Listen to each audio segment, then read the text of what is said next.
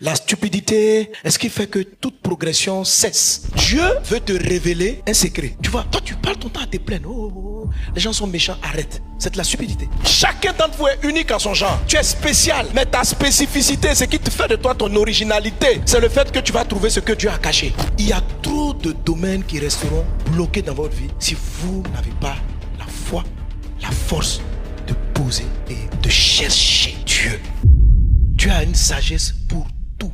Alors dans le livre de Jérémie chapitre 10, Dieu dit ceci: les bergers ont été stupides. Le mot berger, ça signifie dans la parole de Dieu, tous ceux qui ont une responsabilité, tous ceux qui sont des responsables, ils sont suivis. Si tu as des enfants, tes enfants te suivent, tu es un berger. Si tu as une entreprise, tes employés te suivent. Si tu es chef d'un service, les gens te suivent. La Bible dit que les bergers n'ont pas cherché Dieu. C'est pour cela qu'ils n'ont point prospéré. Comment est-ce que tu sais qu'il y a un peu de stupidité dans ce que tu fais? Parce que tu ne prospères pas. Ce passage-là révolutionne ma vie. J'ai compris que si je ne prospère pas dans un domaine, c'est que je suis stupide dans ce domaine. La stupidité, ça veut dire que tu ne penses pas bien.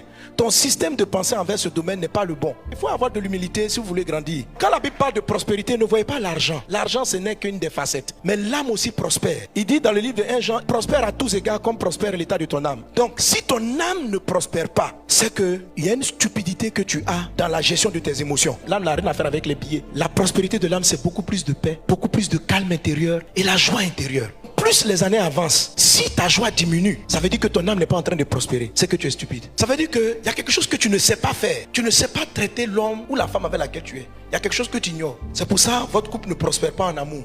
Dieu a fait en sorte que tout dans la vie progresse. La bénédiction de tout homme, c'est de créer, de multiplier les choses, de voir les choses progresser. Lorsque les choses deviennent stationnaires dans ta vie et qu'elles ne progressent plus, elles s'arrêtent, je t'assure qu'il y a un épisode, il y a quelque chose que tu as raté et que tu es en train de manquer. Prospère à tous égards. Prospère aussi sur le plan financier. Un chef de famille qui après plusieurs années, ta vie financière n'a pas augmenté, tu t'es pas amélioré ou même tu es en régression, il y a un problème. Mais pour pouvoir découvrir quelle est la cause et la source du problème, il faut déjà accepter que le verset là te gifle. En matière des finances, tu es stupide.